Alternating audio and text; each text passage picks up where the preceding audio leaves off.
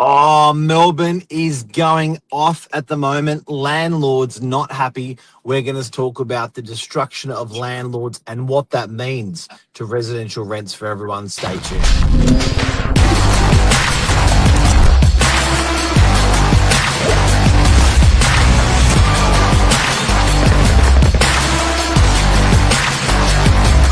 I'm the ringleader, so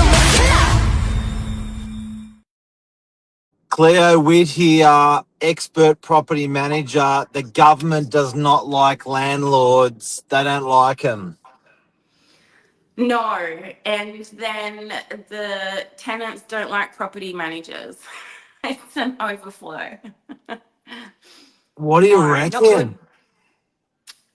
I really can't see what's happening. Where's this, crystal ball projection, going to help our rental crisis at the moment?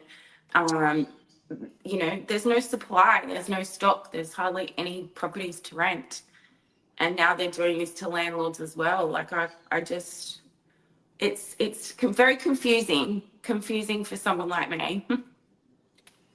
Probably for 25 years, we've seen the demise, the disincentives, the destruction, the make life harder for the landlord.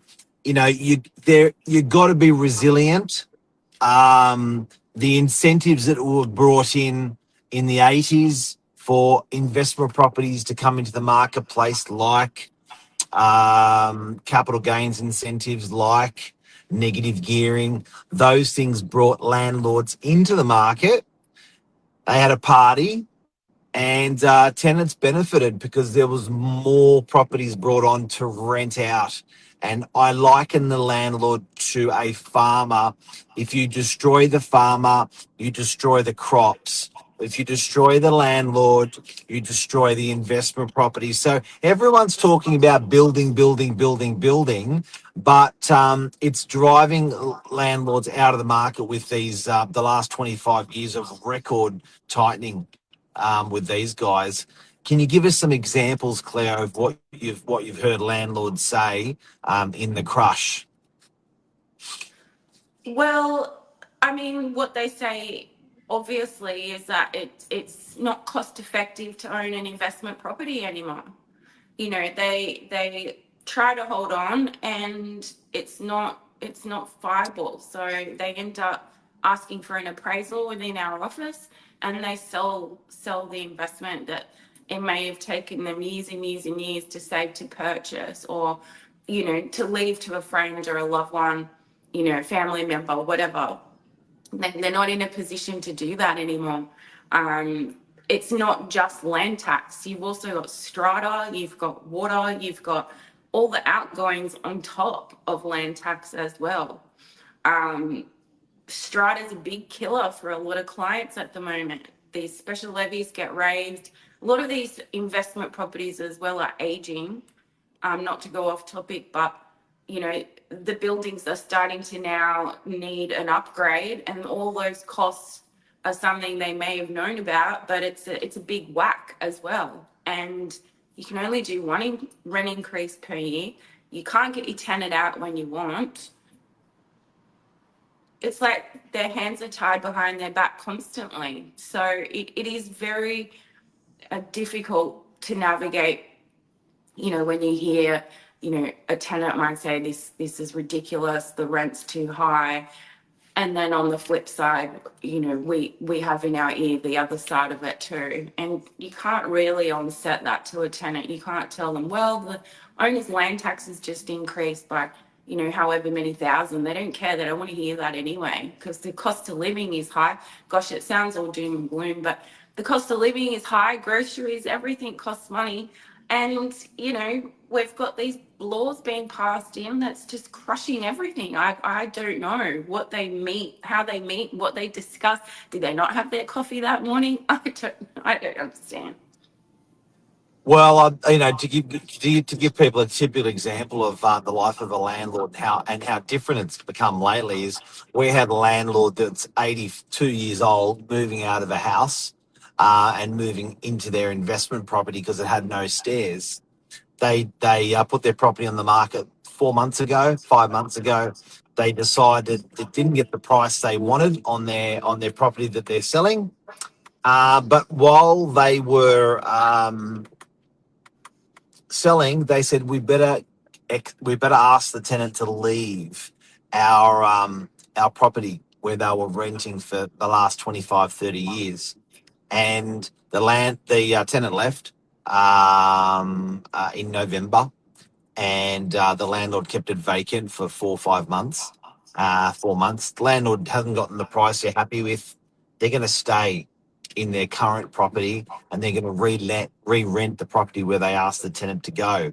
And now there's a case that Fair Trading has taken up against the landlord and against the property manager, because they're saying you can't get rid of your tenant, and they're going, well, what this is how long it's been on for. He's going to stay in the property he's currently in, and now he wants to put a tenant in. What's the problem? No, this is you've breached. You're going to get a fine.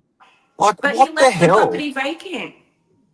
He left it vacant. Like, what sort of country are we in that that someone can get to the age of 80, own a property for 30 or 40 years in the rental market, supply it to tenants, have it rented, made some nice money out of it. I get it, but now we're telling the guy that he can't put a tenant back in. He has to move in. Like, what? It's just, you keep inflicting pain on these landlords. They are out. They are gone, and the rents go up because there's less landlords in the marketplace. Do people not get that? They don't. They just don't get it at all. And we get tenants that haggle on a $10 rent increase. It's like it took Darren a lot of thought to even ask for $20, and now you want to haggle me down to 10. They're not even that doesn't even cost the $20 rent increase that we've on set to you. It doesn't even, it's a drop in the ocean of what some of It's not these landlords are proportionate. paying. It's not proportionate to what the land that increase on rent is not proportionate to the increase on cost for the landlord. Now, I'm sensitive for tenants out there in the marketplace. I understand life's hard, but I think there's got to be some sort of sensitivity out there also, equally for landlords, because there's none. There is none. There is no. There is no, like, what are we going to do to make this rental market better? How do we put more rental properties into the rental pool for tenants so their rents don't go up? It seems so small-minded. They're looking at the quick wins so they can get voted back in as politicians, but in the longer term, they're big losses for the tenants out there. It's the everyone's getting punished. The tenants are getting punished with rental increases, and the landlords are getting punished with these disincentives for being a landlord. Yeah, and if increasing the rent is the only way for a landlord to, keep their property, tenants are going to start seeing $100 and $200 rent increases every year. You can only do one. That's a huge whack per month. What else? What I don't understand what other option there is, unless they abolish the legislation with the no 90-day grounds notice, which they're probably not going to do.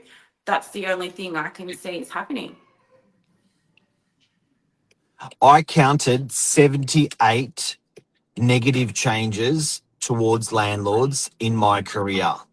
The other day I went through it with with the help of ChatGPT as well. But there was 78 negative changes towards landlord in my career of real estate, and there was a lot of them were to the benefit of tenants, which is great. But if the bottom line is, if you introduce more landlords into the market, if you double the amount of rental properties in the pool, rents will go down. It's basic maths, like you said, no brainer. We have, I think, out of our, big rent roll, we only have 10 or 11 properties on the market for rent at the moment. That is unheard of. Again, we're seeing these unprecedented low numbers of rental stock come available. no one can rent a house on the northern beaches. There are no houses really. There's nothing. There's 3 bedrooms are in high demand. Again, we don't have many of those. So yeah, like that Mr. Landlord who had that, you know, beautiful home that he paid off and the tenant was there for 25 years. That's amazing. But it's time for the tenant to move along and not be bitter about it. Why go to NCAT about it? The Oh, landlord's the tenant, the getting. tenant didn't. Oh, it wasn't the tenant. It was just No, they just found out that it was a right. Oh, it's even wow, worse. that's Hey, even worse. Yes, that's worse. hey, worse. So at the end of the day, I think look today's I don't know, would you call it a rant? I don't know what you call it, but you know, it's basically I think we just got to be really, really careful about what we wish for because like I said, those all of those things I counted in my career where landlords have been slammed and slammed and slammed and not slammed once. These are permanent legislative things that have been brought in place. It's just like tighten and tighten and tighten and tighten the neck of a landlord. Landlords are going, you know what? I just throw the money in the stock market. It'll be fine. Don't worry Yeah. about it. You know, like what am I going to do? And then there's another one less property in the rental market for tenants to use and to occupy. So, you know, guys and girls, I've got to say, just I understand it's hard for tenants out there with rental increases, and definitely were to do more for them. But I think more for them isn't making life harder for a landlord. That is not going to help our tenants with rents stabilizing or rents and rents not increasing. You know, we've got to also look at incentives for these landlords to put more properties into the market and into the rental pool, so it eases off for tenants. They can't find stuff out there, and rents are going up and up because of it. Makes me sick. It's a very harsh reality to deal with on a daily basis. That's for sure. Cleo Witt here, expert property manager. This is a big topic. It's a sensitive one. It is. I'm heading into the office now to do all my rent increases. Just kidding. No, All right, guys. yeah. Have a great day. I I See you. sometimes think it's good to be counterintuitive and do the opposite. So you know, I would encourage landlords to get into the market because you know, if rents are going to continue to do this, then just you know, yes, it's going to be super hard, super costly, but just get in anyway. When there's blood on the streets, as they say, for sure. Thanks, Cleo. Take care. See you.